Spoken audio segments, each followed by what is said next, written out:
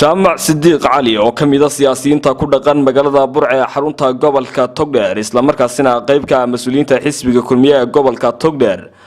oo maanta TV-ga caalamiga ee Somali News TV ugu waramayay hooyga uu ka degan yahay magaalada Burco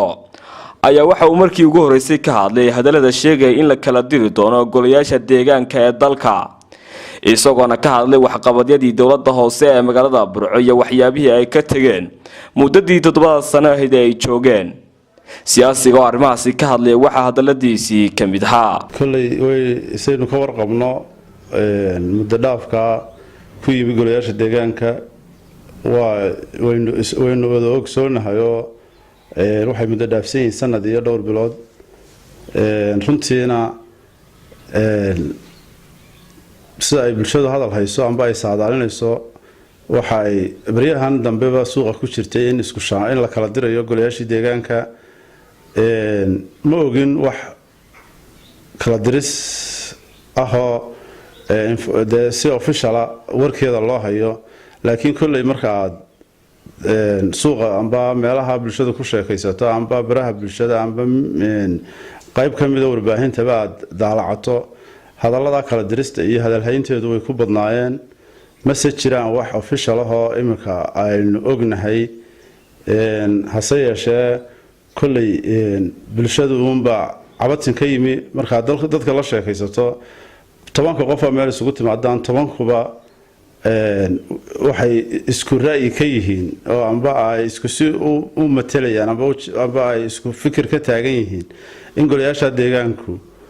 la kala diro runtiina wuxuu baan u arkaa oo dasa bulshadu ra'yiga ay bulshadu ka qabto manana ka qaba shakhsi ahaan waxaan oran lahaa oo awoodda kala dirista iyo sharciyada kala dirista iyo soo magacaabis iyo kala diristoodu cid baa kulay awood u leh oo sharciga awood u siinaya cidaas uun baana hadii la kala dirayana awood u leh hadii la deynayana awood u leh wax saynu ognahay oo inforfiro hadalka bulshada aan hayni ma jiraan kulay waxda siyaasi ku nool gobolkan muddadii 7 sano ee joogeen golayaasha deegaanku wax qaban inta leeg bas la qabteen waxay ka tageen golayaasha deegaanka ee muddada 6 sano iyo bilaa aj fadhiyay ee aynu dooranay waa golo dastuuriyeenu soo doorano shacabku u codeeyeen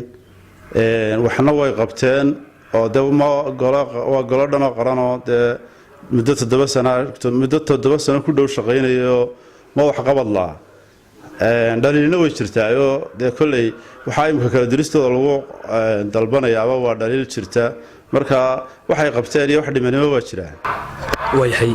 kulay wax jirta warsaxaafada dhawaan ka soo baxay iyo heshiis wadaageen xisbiyada kulmiye iyo cid oo lagu sheegayo inay doorashadu dalka ka qabsoonayso dhamaadka 2019 xisbiga wadani oo soo xisbiga mucaarad oo awood weyn leh isna uu ka soo hortagay yahay inay doorashadu qabsoonto isagoo ku anduceyn la ka diro gudida komishiga doorashooyinka ka aragtay ahaan xalku hadduu saasi taagnaado maadaama xisbiga kulmiye ka mid tahay ma u malaynaysaa inay doorashada dalka ka dhacayso inta aan ka warqabo horta madaxweynaha qaranka Jamhuuriyadda Soomaaliland Muuse Biixi Cabdi muddadii sanadka ay uu joogay boqolkiiba 70 wuxuu ahmiyad siinayay si doorashooyinkan qaranka golayaasha wakiilada iyo deegaanka u qabsoomi lahaayeen runtiina awood ahaan iyo dal ahaan iyo qaran ahaanba itaalkeena waynu ka wada warhaynaa mucaarid iyo muxaafidba marka arintaasuna waxay u baahan tahay gurmad qaran iyo in laga wada hawl galo iyo in gacmaha la isku qabsado iyo in wixii khilaaf jira xal laga gaadho oo la isu tanaasulo taasoo maanay doorashooyinka aynu sugayno ee muddo dhaafka ah oo ogtiin wakiilada muddo dhaaf oo muddo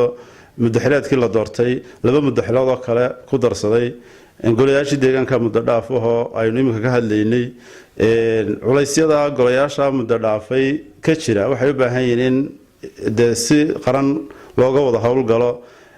madaxweynahuna intaan anigu ogahay way ka go'an tahay in dalkan uu doorashooyin ka qabto ahmiyadda koobaad ee uu hawl maalmeedkiisa ku bilaabay amba shaqadiisa qaran uu bilaabayna sidoo golayaasha wakiilada iyo deegaanka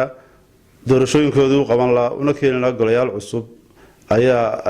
ishigiisa iyo targetkiisu ahaa Cabdiraxmaan Cabdilaahi Xasan Amar telefishinka caalamiga ee Somali News magaalada Burco.